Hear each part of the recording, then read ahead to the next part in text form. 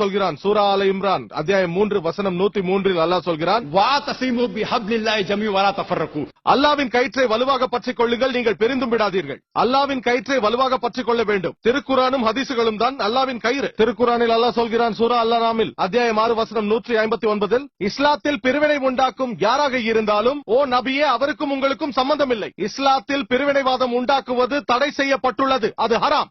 ஆனால் நீங்கள் எந்த பிரிவு என்று முஸ்லிம்களை கேட்டால் சிலர் நான் ஹனஃபி, சிலர் நான் ஷாஃபி, சிலர் நான் ஹம்பலி, சிலர் நான் சலஃபி என்றெல்லாம் சொல்வார்கள். நபி யாராக இருந்தார்கள்? அவர் ஹனஃபியா, ஷாஃபியா, ஹம்பலியா, மாலிகியா யாராக இருந்தார்கள்? அவர் முஸ்லிமாக இருந்தார்கள். அல்லாஹ் சொல்கிறான் திருக்குரானில் சூரா ஆல இம்ரானில் அத்தியாயம் 3 வசனம் 52 இயேசு கிறிஸ்து அவர்களுக்கு சாந்தி உண்டாகட்டும், அவர் ஒரு முஸ்லிம். திருக்குரானில் அல்லாஹ் சொல்கிறான் சூரா ஆல இம்ரான் அத்தியாயம் 3 வசனம் 67 இப்ராஹிம் அவருக்கு சாந்தி உண்டாகட்டும், அவரும் ஒரு முஸ்லிம். அல்லாஹ் சொல்கிறான் திருக்குரானில் சூரா ஃபுசிலத் அத்தியாயம் 41 வசனம் 33 வமன் அஹ்சனு காலம் மிம்மன் தா இலல்லாஹி வஅமில ஸாலிஹன் قال انني من المسلمين. நேர்மையின் பக்கம் நற்செய்தியை கூறி அழைப்பவர் யாரோ, நீதியை பின்பற்றி நடக்கும் அவர்தான் உண்மையான முஸ்லிம். நம் அன்புக்குரிய நபிகள் நாயகம் ஒரு முஸ்லிம். நாம் முஸ்லிமாக அழைக்கப்பட வேண்டும் என்று அல்லாஹ் சொல்கிறான். முஸ்லிமை விட சிறந்த பெயர் இருக்க முடியாது.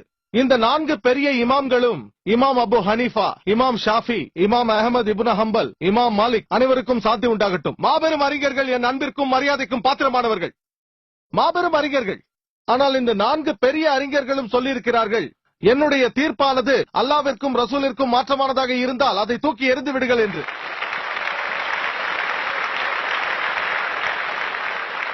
நீங்கள் ஆராய்ந்து பார்த்தால் வந்த எல்லா இமாம்களும் பிரிவினையை உண்டாக்கவில்லை. அதற்கு மாறாக அவர்கள் மக்களை குர்ஆனையும் சஹீஹான ஹதீஸையும் பின்பற்ற சொன்னார்கள். ஆனால் நம்மிடையே நிறைய பேர் முஸ்லிம்கள் 73 பிரிவாக பிரிவார்கள் என்று ஹதீஸில் நபிகள் நாயகம் அவர்கள் சொன்னதாக சொல்கிறார்கள். சூனன் திர்மிதி ஹதீஸ் எண் 171 73 பிரிவாக பிரிவார்கள் என்று சொன்னார்கள், பிரிய வேண்டும் என்று சொல்லவில்லை.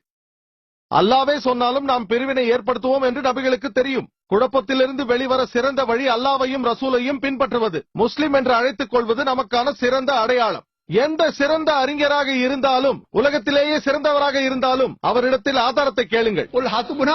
உண்மையானவராக இருந்தால் ஆதாரத்தை கொடுங்கள், நேர்மையானவராக இருந்தால் ஆதாரத்தை கொடுங்கள். அறிஞர் சொல்வது குழப்பமாக இருந்தால் ஆதாரத்தை கேளுங்கள், ஆதாரம் பெற்று சோதித்து பாருங்கள். ஆகவேதான் நான் மேற்கோள்கள் காட்டுகிறேன். ஆகவே நான் சொல்வது, அதாவது ஜாக்கிர் சொல்வது இஸ்லாத்தை பொறுத்தவரையில் பூஜ்யம், ஒன்றுமே இல்லை. அதனால் தான் நான் ஜாக்கிர் சொல்லவில்லை, அல்லாஹ் சொல்கிறான் என்கிறேன். குல் ஹு அல்லாஹு அஹத், சொல்லுங்கள் அல்லாஹ் ஒருவனே. ஜாக்கிர் சொன்னால் பூஜ்யம், இஸ்லாத்தை பொறுத்தவரையில் ஒன்றுமே இல்லை. அல்லாஹ் சொன்னால் முக்கியத்துவம் இருக்கிறது, நபிகள் அவர்கள் சொன்னால் முக்கியத்துவம் இருக்கிறது. ஆகவே சகோதரி, முஸ்லிம்களுக்குள் பிரிவினை கூடாது. நாம் அனைவரும் முஸ்லிம்கள் தான். நாம் திருக்குரானையும் சஹீஹான ஹதீஸையும் பின்பற்ற வேண்டும். பிரிவினை ஏற்படுத்துபவர்கள் குர்ஆனிற்கு எதிரானவர்கள்.